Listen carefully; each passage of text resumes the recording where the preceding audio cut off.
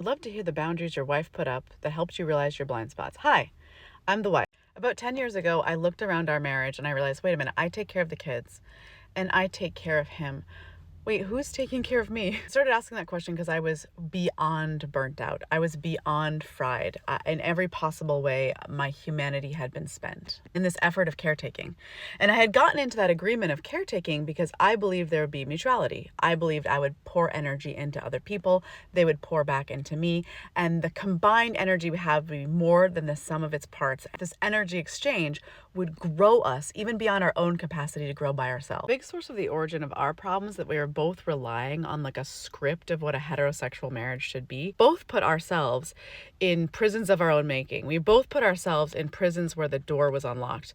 The thing was, the only person's behavior and actions that I could effectively change were my own.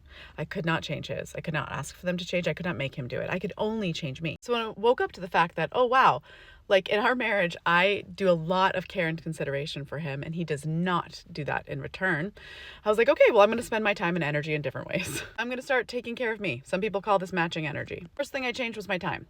I started using my time for me to benefit me a lot more. This looked like getting up early in the morning and exercising instead of making his lunch. This looked like doing just my own laundry and not doing his. This looked like signing myself up for hobbies and activities outside of the house and outside of the kids that were only for me, that didn't involve any of them. Bye, babe. Good luck tonight. I hope the kids get fed. I hope you put them to bed.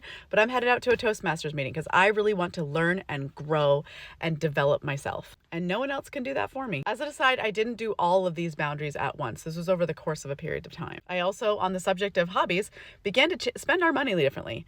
And this was a prison of my own making. As my view of myself as a woman, as a wife, was that I was supposed to invest in the kids. I was supposed to invest in my partner. I was supposed to make sure we were financially sound and frugal. I was so cautious about money. I rarely ever spent it on myself, but I changed that. I started to spend money on myself. I actually had a partner who was very supportive of that. Once again, this was something I needed to change. This wasn't something he was making me do. There were some uncomfortable moments of navigating that. But once again, I had autonomy. I had the right, I was able to choose that for myself. Another area that I made a boundary was sex. We had a really terrible sex life, and I knew without a shadow of a doubt, like, that I would be fine never touching each other ever again. It's a true boundary. It's not a boundary for him. He can have sex with whoever he wanted to. I told him I didn't want to have sex with him, but I wasn't stopping him from going anywhere else. Also, from getting divorced. If he wanted that to be divorced, I was like, that's fine with me. Function within our sex life, if it was going, well, and it has found healing. It has found a way forward.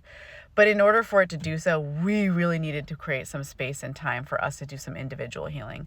And there was at least a 6-month period, maybe more, where we didn't have sex at all. I changed how I spent my energy. I changed how I spent my time. I changed how I spent my money. And I changed how I did sex. So just everything. Those were the boundaries I put up.